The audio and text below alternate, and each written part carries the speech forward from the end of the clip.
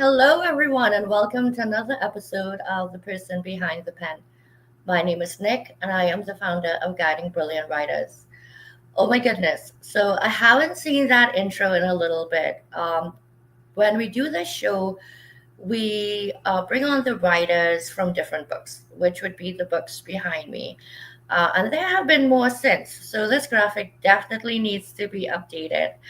I am so excited today to bring on these two ladies who wrote in a people first professional networking platform. This was a simultaneously launched trilogy last year, and it was all about our LinkedIn journeys. So I know this is streaming live on LinkedIn. I know there's been a lot of changes with LinkedIn lately, and there's been a lot of speculation about it too. So I'm actually really grateful that these are the guests today, and this is the book that we're going to be reading from.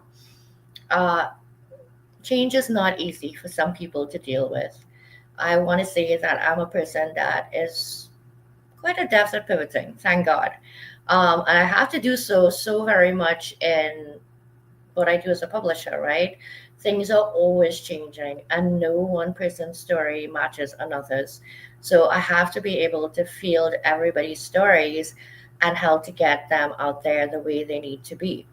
So, that being said, the fact that these ladies are reading from part three, how we found our purpose and started a business, speaks volumes.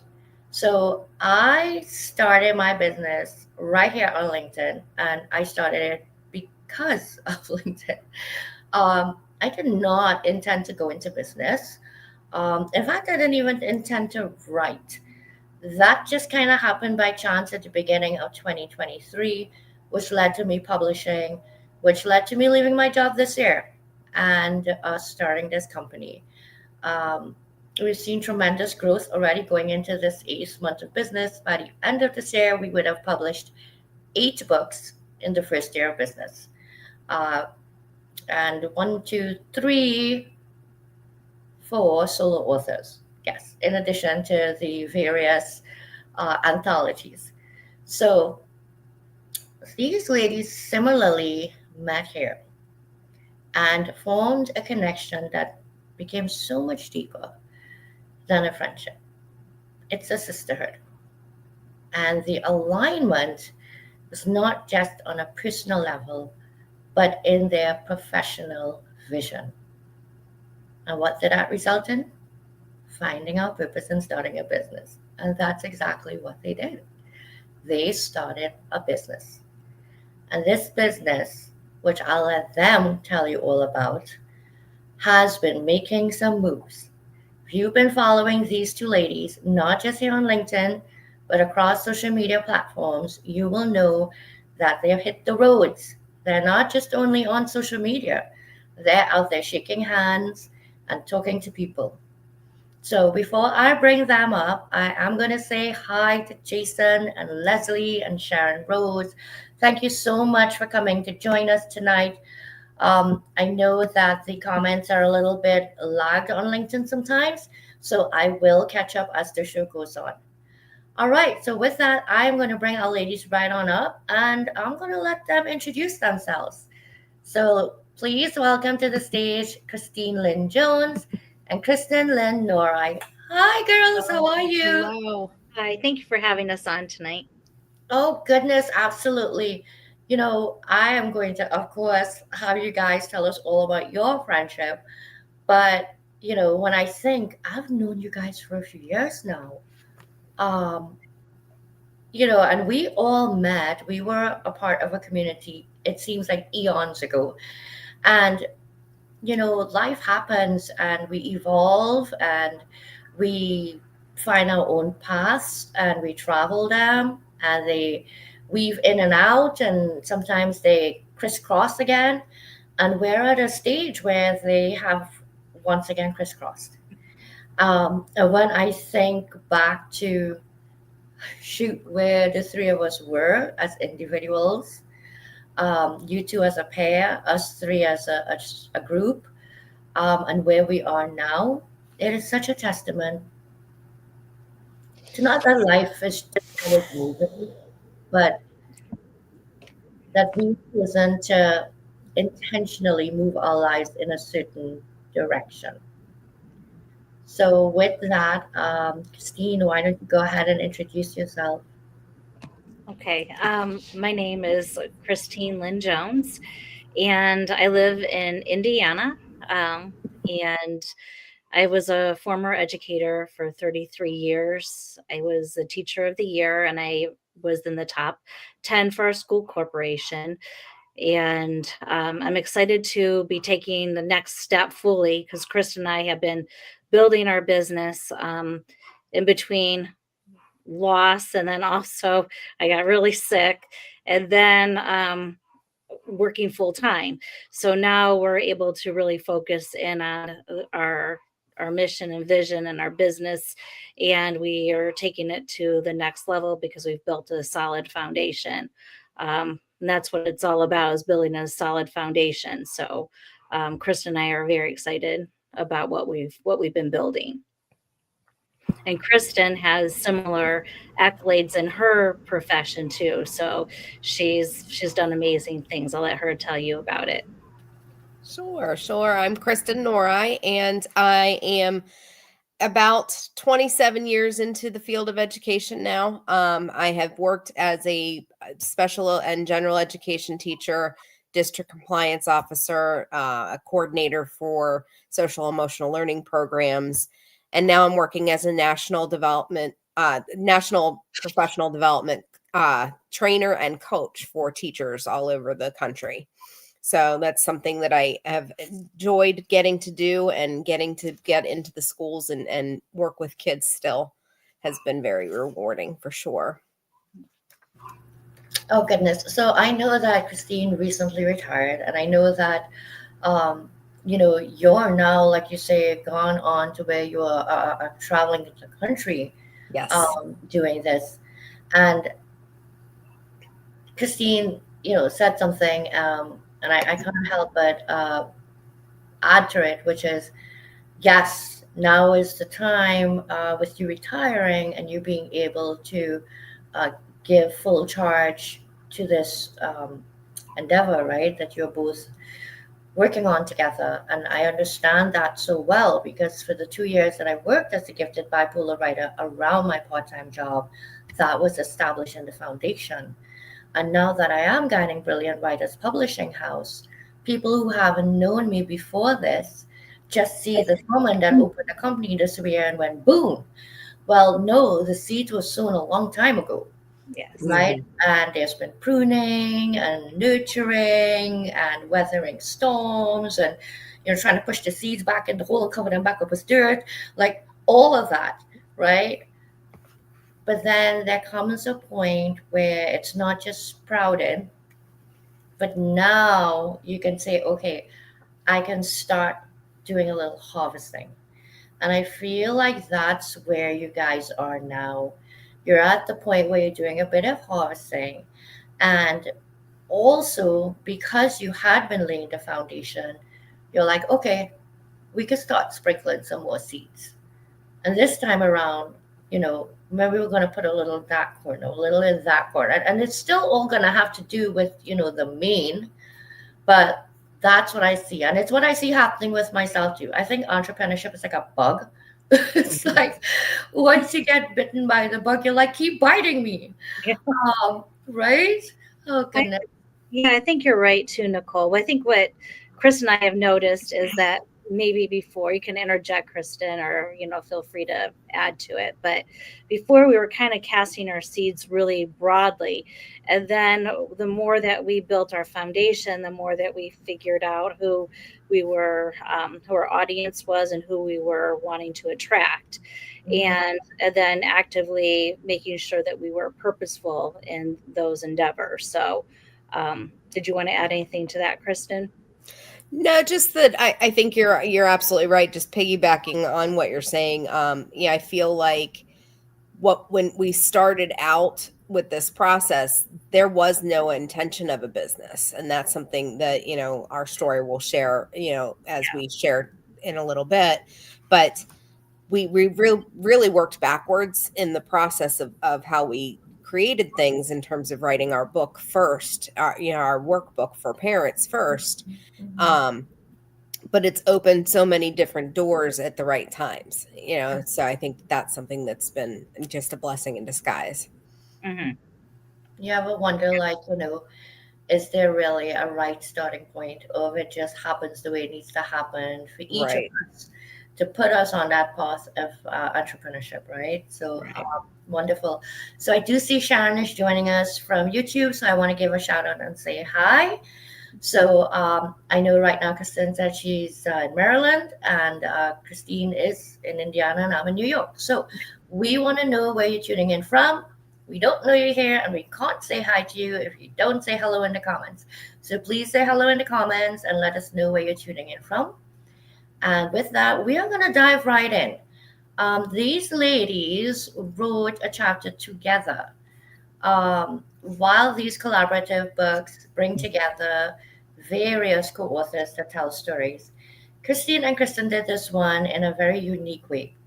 They came together and put the chapter by both of them. So I'm going to hand it over to them now, and I don't know who's going to kick off the reading, but we are definitely excited to hear. Thank you so much again, Nicole, for having us. I am the lucky one that's going to start us off. Our chapter is called A Part of the Solution.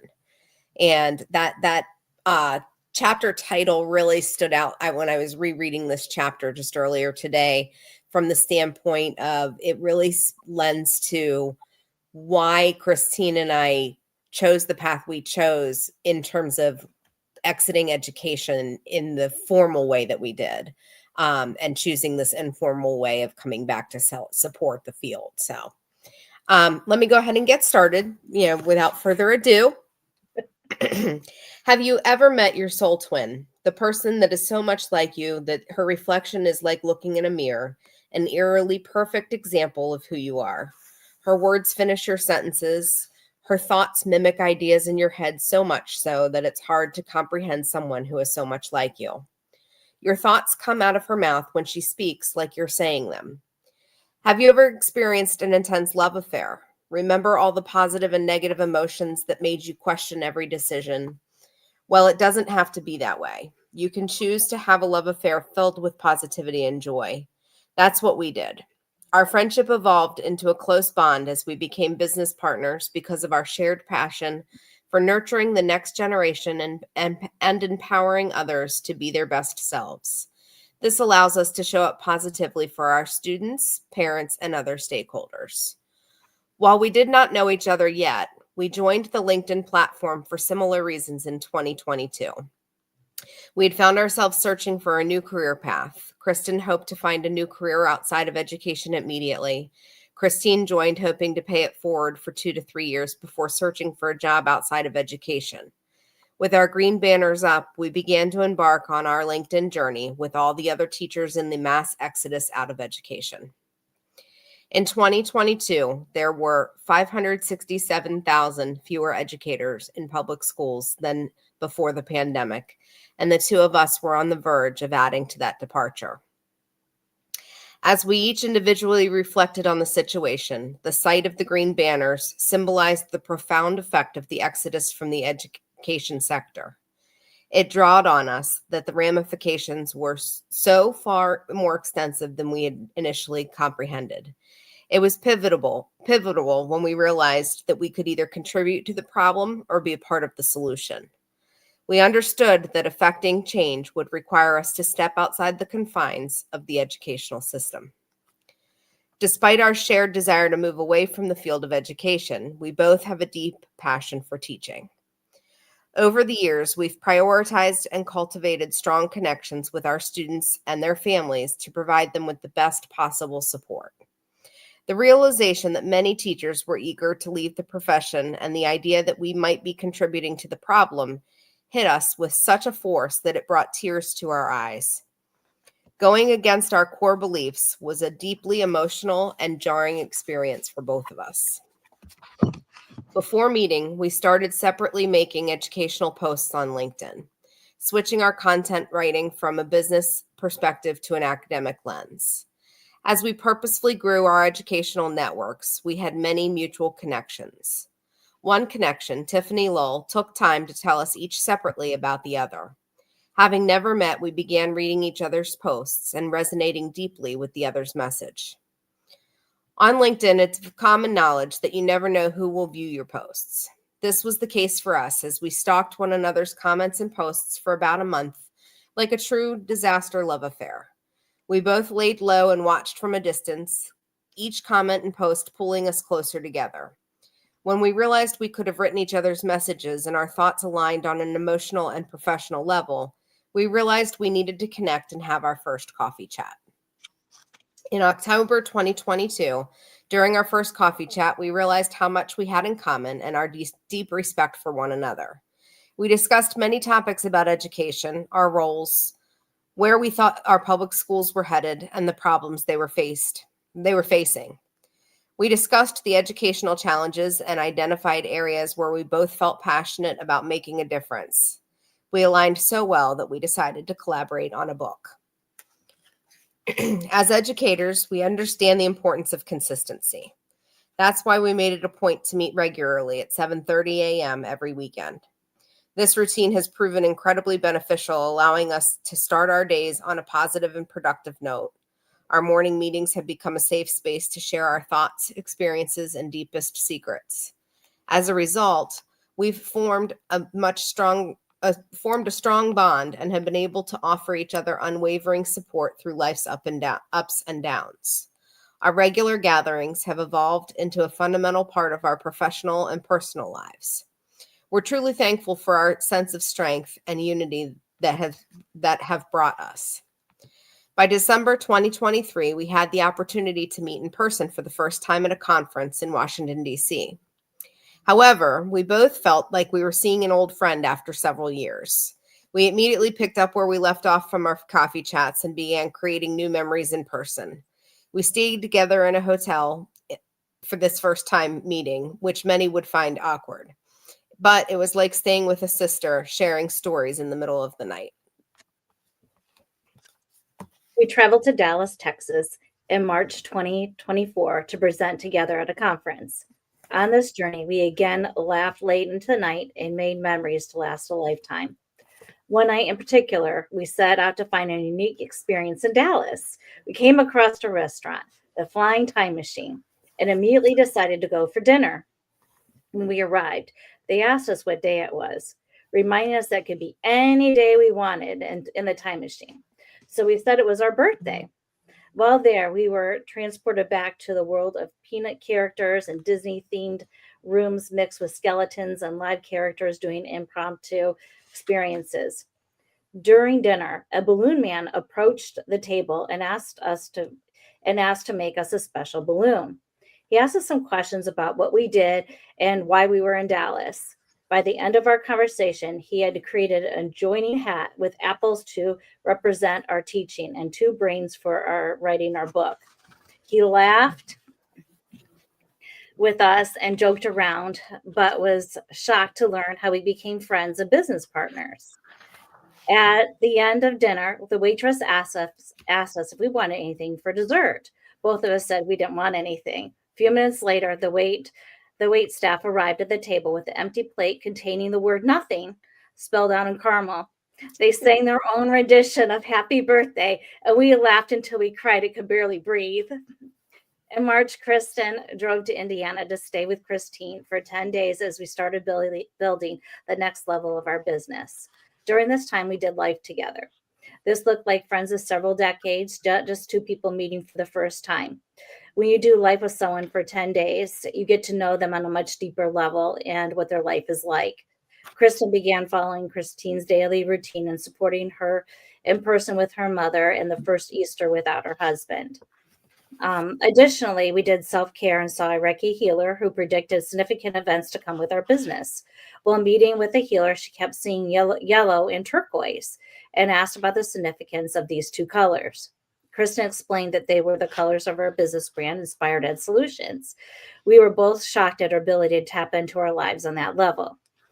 We spent time at the beaches of Lake Michigan, visiting antique shops, ate homemade ice cream, and Kristen played with my dog, Jewel, Christine's dog, who instantly bonded with each other. We dressed up and went to the 80s theme music trivia night and won. The people we met asked us to return the next time and be on their team again. Before the week was over, we had planned our next trip together. Christine booked a trip to Myrtle Beach in the summer of 2024 to visit Kristen. We continued working on the parenting classes and business plan. During this trip, we bonded over seafood meals, sunny days on the beach, and future bucket list items. Christine got to meet and bond with Kristen's life partner, Brian. In a true sense of LinkedIn, Brian would jump on calls and say hello. So meeting in person was like seeing an old friend for the first time in a while. We picked a random restaurant that night for dinner and made reservations. As we approached the restaurant, a balloon man stood out front. We looked at each other in disbelief and asked, what are the odds that we would run into two different balloon men within months of each other? Of course, we had to ask him to recreate our joining hats from Dallas with a unique flair added to it. Being mature adults, we wore our hats into the fancy restaurant, laughing and making a scene for the wait staff. So during this trip, we planned to skydive to signify the launch of our business. We suited up and were ready to go when a sudden storm rolled in, canceling our impeding jump. Without missing a beat, we booked another trip for October 2024 to skydive, taking a leap of faith and celebrating the launch of our business endeavors. Kristen stood by Christine's side as she mourned the loss of her husband after his courageous battle with cancer. During this challenging period, Christine also faced caring for her mother, who soon entered hospice care. Christine's mom had since passed away. We have deepened our friendship by allowing grace, empathy, and love for each other to learn to navigate life's challenges and guide our friendship.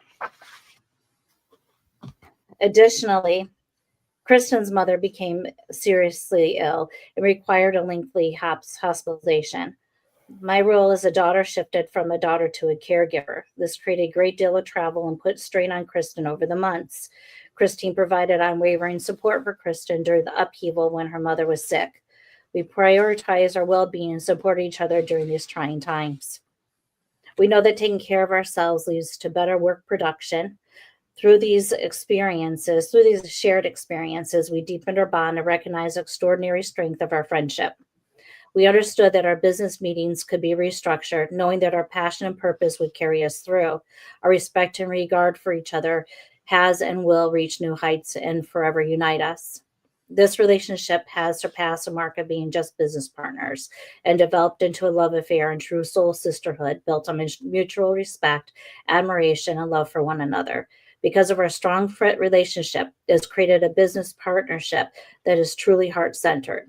This journey has opened our eyes to the infinite possibilities that emerge when you build upon a true love for something and someone. As a result, our business will stand the test of time, and we will help bridge the gap between home and school forever. Would you like to read the dedication? Sure, I can do that. Okay. Of course, I put my book down, but I've got it.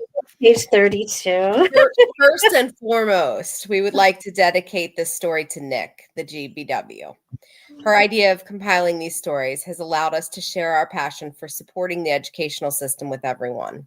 Our collaboration on this project was seamless, and the story flowed from the heart as we connected with what truly moved us. We also want to dedicate this writing to our parents for their unwavering support. Kristen would like to dedicate this writing to Brian, her partner of 8 years, for his continual expertise in business, which has been fundamental to her success. Christine wishes to dedicate this book to her late husband, Paul, for his love, support, and guidance. He will forever be the wind beneath her wings, propelling her to new heights. Lastly, we would like to express our gratitude to the creators of LinkedIn for making this story possible.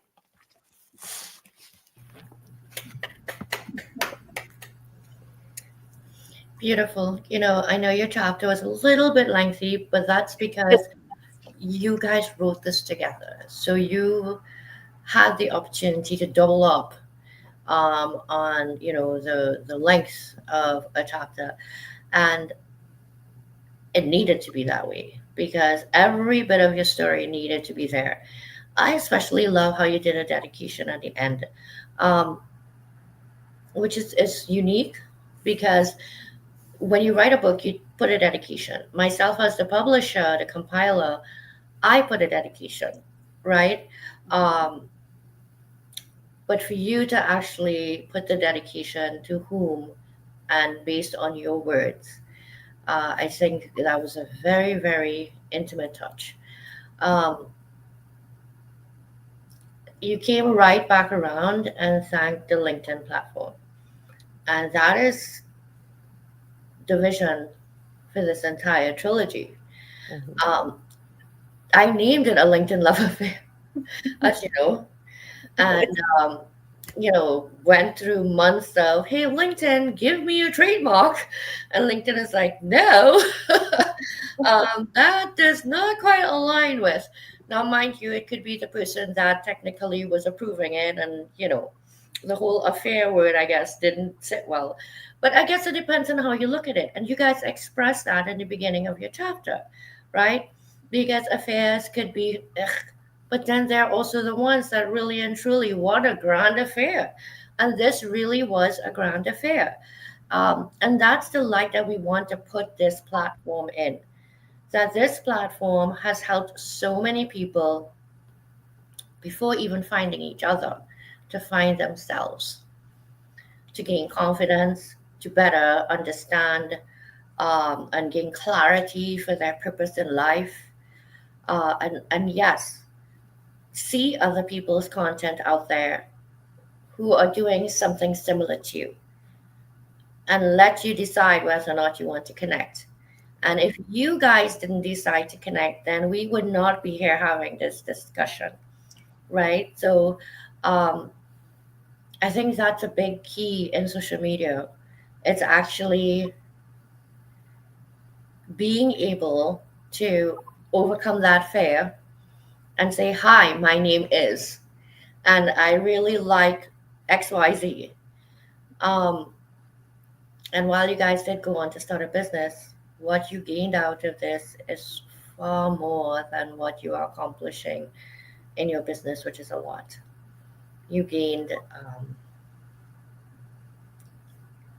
the type of relationship that not many people can say that they have in their lifetime and in such a short space of time with a complete stranger.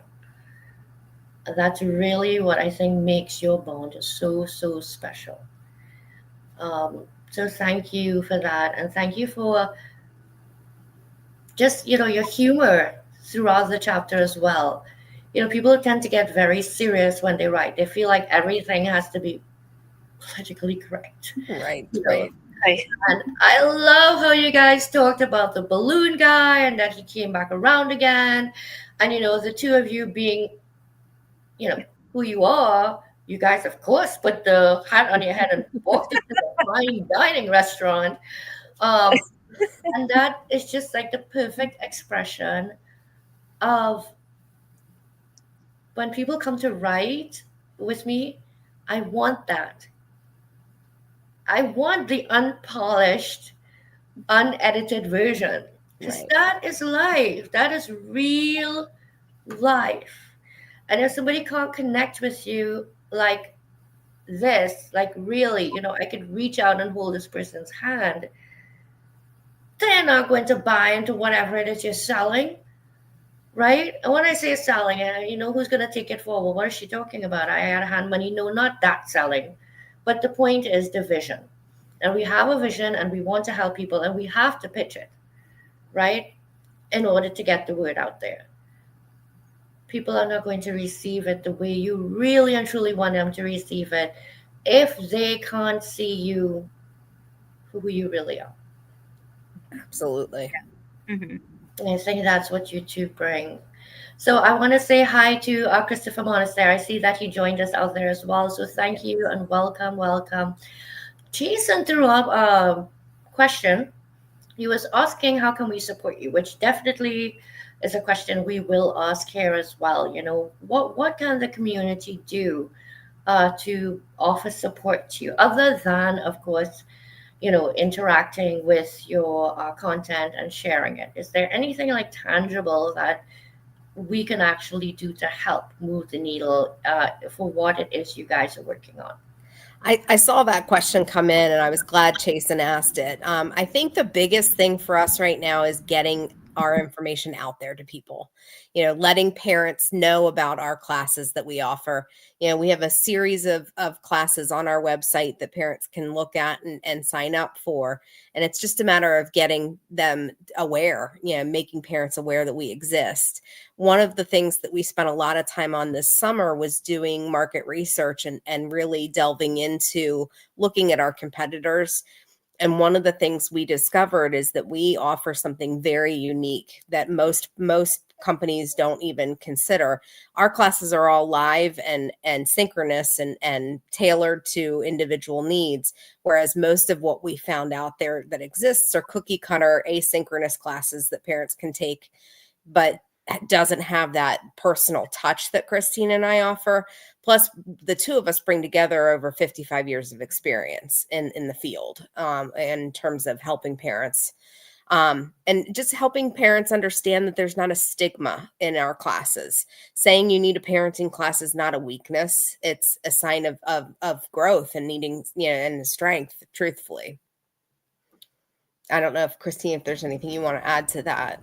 I just want to add to the part that you were talking about, bringing parents together, which is we're building a community. And so we can reduce that stigma because we all need support. We used to, a long time ago, we would have generations living together. We would be able to support the younger children. Now there's not much support. So we're trying to give a support with other parents. So then that way they could tap in, have friends that are going through the same thing. And then they'll say, oh, they'll understand that they're not alone.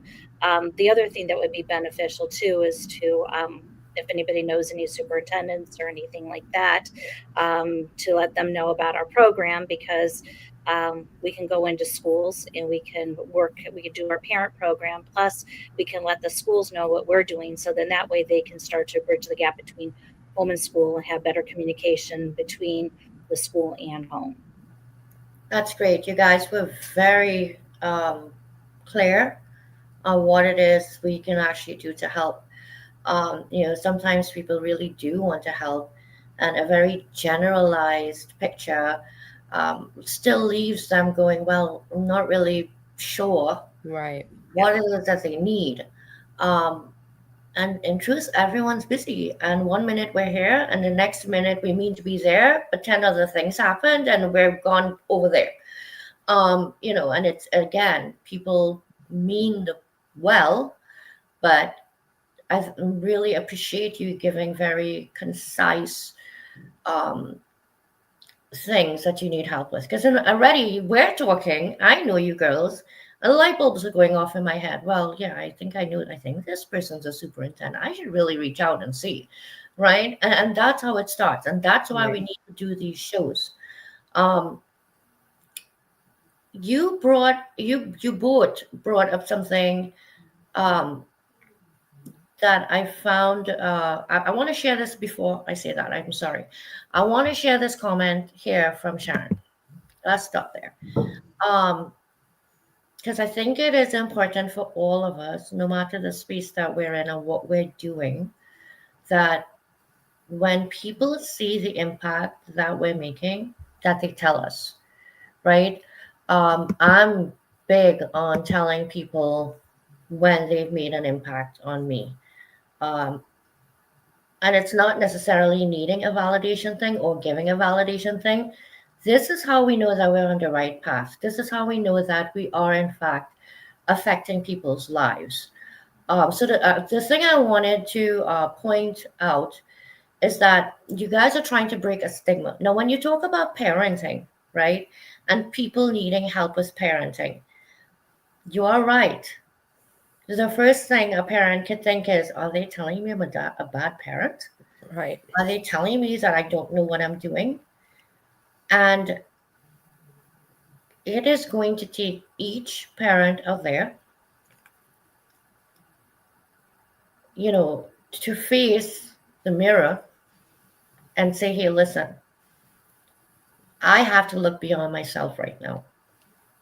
That is not what they are saying. That is not what anyone is saying. If anything, you're the one whispering it to yourself at night, that you feel the guilt of perhaps a situation you felt you mismanaged, right? Or something you felt you didn't show up for at school, and things like that. This is another support system. There are support systems put into place for many things. Why not parenting? People pick up that book. I think that book that most of us read, I can't even remember the name of it. I should. When you are pregnant, I forget the pink book. What to expect when you're expecting. Yes, that book. Yes. That book. Yes. Where are the books after that book? Right? Because now you were expecting and now it's here. Right. Now what? And the thing is, now what at 1? Now what at 5? Now what at 15? Yes. And it keeps going. And who better than to be able to give you sound parenting advice, right? Than people that are actually with your children every day in and day out.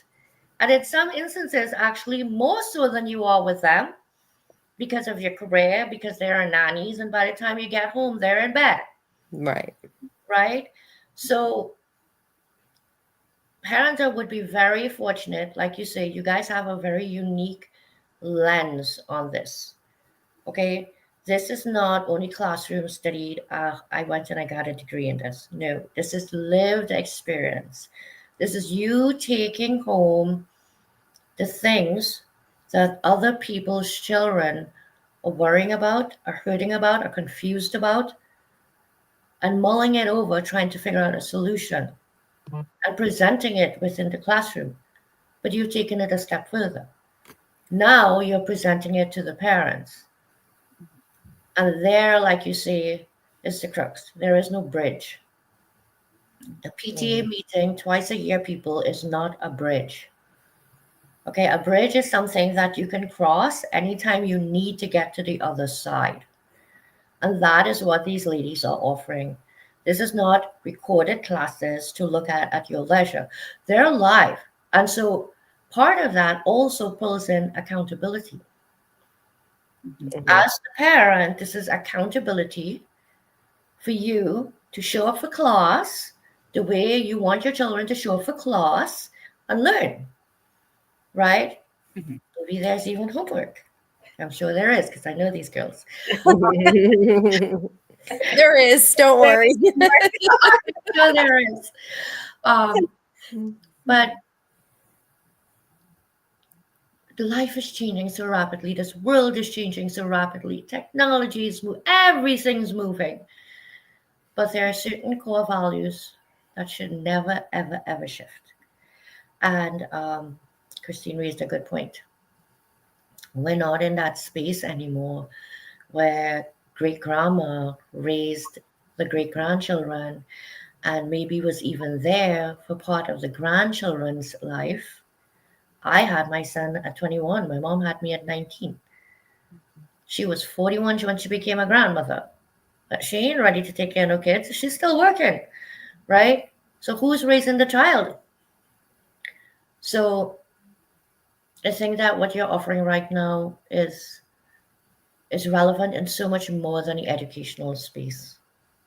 And I wanted to say that because this education that you're giving parents is it goes way beyond the bridging of home and school. It's the bridging of parents to their children. I also think when you bring a community in together, you realize that you're not alone. Other parents are still struggling with what you're struggling with. And it just gives you a different perspective. There are no perfect parents out there. We all are doing the best that we can with what we have. And sometimes I know for myself as a parent, you get too close. You need that other eye to take a look at and go, oh, this is what's happening, because you're very emotional as a parent. So, so I'm sure other parents out there can, probably understand that too. Yes. Yeah, I think so. We're probably biased. And I'm dying to ask you this question. So, you know how people always say, "Oh my God, but your child's such a well-behaved young man. He's so well raised and he's polite and he's helpful." And you're going, "Who the hell's child is that? That ain't my child. What the hell are you talking about?" But they always say that your child behaves better for other people than they do for you. I mean, like, I am dying to hear each of you throw me a perspective on that. And I will say this, my son is 28 now. Okay. Within the last year of his life, he has come full circle. Okay. That he's actually now having these conversations with me. Thank God you were the way you were. I want you to know I see and appreciate now. I'm sorry that he's 28. Yeah. So, like, how do you see this? And what advice do you give to parents that are going, do I feel good that I did raise him well, but he's not really treating me that way? Like, what would you say to that? Oh, so that's interesting. I had three children. Two out of the three did better at school than at home. Then I had my third one that would do better at home than at school. So she got suspended like 35 times. So that is one part of the reason why we need to bridge that gap, because they're special. She's on the autism spectrum. We need to do better with people that are neurodivergent in our schools. That's a whole nother story. But what ends up happening, and I'm sure Kristen can probably go into this more, so I'll just touch upon it and then hand it off to Kristen about this. But what ends up happening is that children tend to hold it together at school than they release at home. So I'm sure Kristen has some examples of like her nieces and nephews or some other stories to tell about that. I was just gonna say we're Christine and I actually have a client right now we're working with who we're working on helping them understand it's not that they're bad parents, it's just that their daughter is saving all of the bad behavior for them. So, she's doing great all day at school and then coming home to that safe place and falling apart and just on unleashing the wrath of her fury on them. And they're saying, how is this same child that's doing so great at school? My nephew, same thing. He's, Mr. Mischievous, in the middle of everything. Whereas my niece was, do everything perfect and be perfect all day and then come home and get in trouble. So, it just depends. I think it definitely, all of the different years of teaching, having parents say, Nicole, what you said, whose child is this that you're talking about that is one of the most joyous moments I have as a teacher, getting to say to a parent, these are the good things about your child, because they don't so often see that stuff on a regular basis. And they certainly aren't told enough. They hear all the negative so often. So, any way we can help support parents and feeling more at ease is always good too. That's so well said, because now in the space that you're in, you're not only going to be saying that to parents as educators from a classroom setting, going, your child's very well read, they're quiet in class, they pay attention. Now with the crossover, you bring this, as well as the fact that on an emotional level, you are able to tell parents what you are seeing and experiencing with their children. So I do have another question though. I have heard, like, other people in the space of parenting, um, not with an educational background like you guys, right? But perhaps more clinical, take that approach of, well, you need to be tough on kids. You gotta lay out the rules. And so two things cross my mind. They go through what they go through at school, they come home, right? And now they're just all over the place. They're expressing. Is this the moment to go, listen, You cannot behave like that. Now, if you set a boundary like that, is that forcing them to now suppress what they had experienced during the day and perhaps did not know how to um, absorb and put back out in a productive or not self-harming way, right? Or self-harming to other people around them. And like you say, they come home and now it's that they feel safe. It's not that they want to lash out at you. It's that things are going on inside of them. They don't know how to deal with it because they're not there emotionally there in terms of maturity. And so they're expressing at home, right? Mhm. So is it allowing them to push beyond the boundary of accountability and not punishment, but you know what I'm saying, versus causing them to suppress what's Well, going on? so Nick, Kristen and I have the philosophy is we're going to be building for success.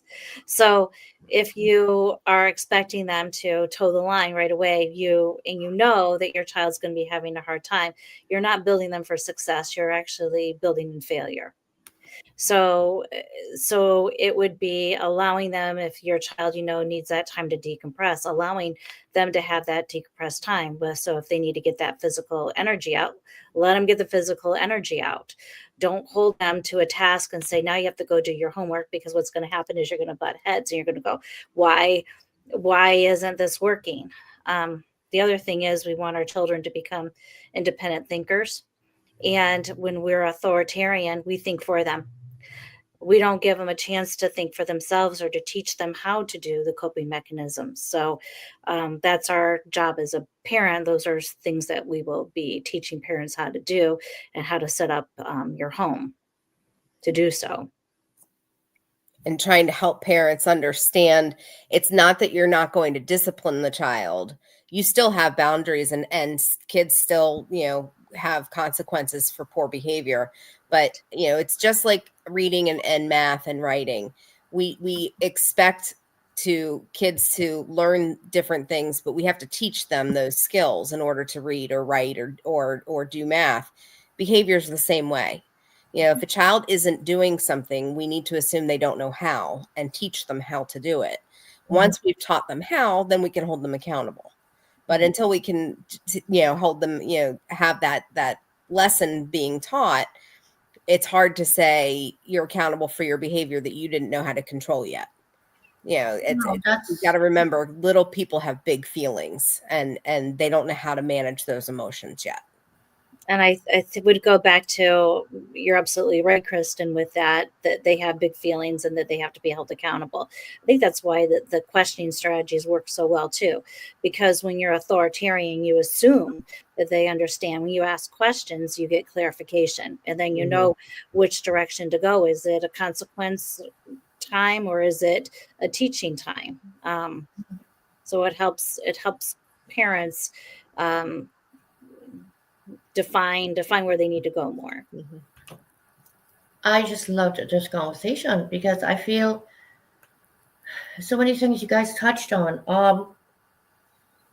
How do you hold accountable and punish for something that somebody doesn't know that they're doing wrong? Now, we're adults and we are telling ourselves, give ourselves the time to process, allow ourselves to feel the feelings, understand that we need to figure out where these feelings are stemming from and, the way it's affecting us. Should it? We're adults and we're telling ourselves to do this. Right. I'm still trying to figure out the steps to do this and come out sane on the other side. Like, what are we expecting from our children then?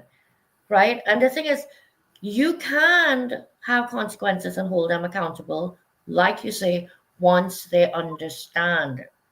Yes. Right? So if the kid goes running on the grass, but you never told the kid, don't run on the grass, right? How the hell are they supposed to know they're not supposed to run on the grass? Well, and that's an interesting thing that you just said, Nick. So if you tell a child, don't run on the grass, they're running on the grass, because what they heard, here they don't, they heard run on the grass. So technically they follow directions. So a lot of times they miss that first word. Yes. In the direction. And so you have to say, use your walking feet, use your inside voice. Because if you say don't yell, they're going to yell. Yelling. Yeah. That's what they So hear. bring it down to bite-sized pills for little people, not the big giant hospitals. You You have know, to state what you want. So if you're expecting them to have a quiet voice, you need to say, you need to have a quiet voice. Quiet voice, please. so I was a very precocious child. I was always asking questions. And I think that my dad raised me as this person who um, he always allowed me to ask questions. And he never said that it was rude of me to ask questions or know your place, child. You're not supposed to ask. I'm telling. So if I actually had, he had said to me, don't run on the grass. And I went running on the grass and because that's what I heard. And then he said, but come here. I told you don't run on the grass. And I say, but why? He is that parent that wouldn't say because I told you so. He is that parent that will say, well, I'm trying to protect you. There's pesticides on the grass. And if you run on the grass and track that back into the, I'm not saying he'll go into that long-winded explanation, but what I'm saying is it's the same thing with adults. You bring it back around to something and we understand. Maybe sometimes tying it back around to something can also help children understand um, the why you're asking them to do something, not just because I said so. It's happening in the corporate world now. In hiring, this big stick mentality is out the window. So if we're changing it here, people, we have to change it here too. Yes. Well, and I think when we're talking about social emotional learning, we can teach children higher level critical thinking skills, like what your dad did with you at a younger age. When we do that, when you're doing authoritarian, you don't have any of those higher level critical thinking skills going on. So like you, Nick, I don't know if Kristen, if you did this too, I would ask my mom a why question, and then she'd give me like part of an answer. I'd come back, and then I would ask her more information about, like, after I thought about it, I would do that with her, but she was always very, very kind and let me, ask all my questions because I'm sure I had a lot. I'm laughing because I do know that, especially back then, because I'm 49 now, right? Um, for most of the adults, it was this child's too rude. This child thinks she knows everything. This child, right? But incidentally, that's the way I was raised. So I was raised in a household where it was okay for me to ask why, right? And I think that goes a long way to your children outside of the home being able to stand for themselves, right? And not just taking what's told and running away doing what they're told without questioning, um, you know, even if they don't verbalize the question, but internally they're processing.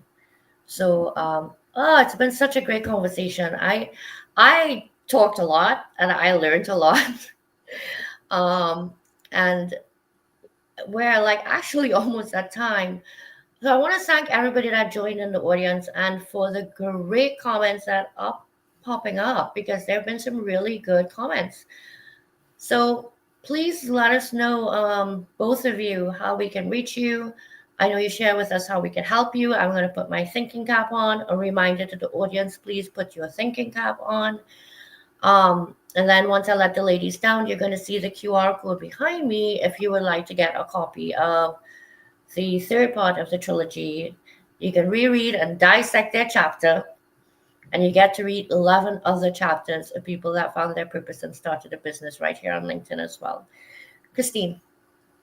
Thank you. We really, really appreciate you. And thank you so much for having us on. And thank you for everybody that's been tuning in. We appreciate you being here and for your support. Very welcome. Yes, I was gonna say same thing here, Nick. It's always like just seeing you after, a few minutes apart. I feel like when we pick up where time left off. I know it's been a bit. It has been a bit. And you both are gonna have to come back because at some point you're gonna have to read your chapter from Legacy too. Sure. Yes. There's so many facets to all of us, and parenting is just one of them. A big part, mind you. and a part that can definitely affect all the other aspects of our life, right? And it's one of those parts that we really need to get fitted well. So please reach out to Christine and Kristen. I am going to repost this event so the replay is available. And I'm going to share their profiles as well on LinkedIn so you could go ahead and connect directly with them. So I'm going to bring you both off stage, and I thank you for your time. We'll be chatting in the background anyway. Okay. All Thank right. you. Thank you. Bye, ladies. Oh, goodness. Thank you so much, everyone, for joining for another episode of The Person Behind the Pen. The Person Behind the Pen features self-published authors. I understand how difficult a process that can be. Self-publishing, yes, you can certainly figure out how to do that. There's tons of tutorials out there. But when it comes to building your visibility and getting the message of your book out there, well, that's not so easy. It doesn't matter whether or not you're published with me. The people know stories, no books. The importance is in the stories. So reach out if you would like to be a guest on The Person Behind the Pen and you'd like to come on and share with my community a bit about your story. I am very happy to highlight you. So we're a couple of minutes early, but we're going to go ahead and wrap up. I again want to thank everyone for joining us today. The QR code just above me, not me, the other me, no, that me. I still got it wrong twice, my goodness. Anyway, the QR code there will take you directly to book 3, How We Found Our Purpose and Started a Business, in the trilogy, A People First Professional Networking Platform. And this one came in #1 international bestseller, Amazon paid, in starting a business online. So go ahead and check that out. Thank you so much and have a wonderful night.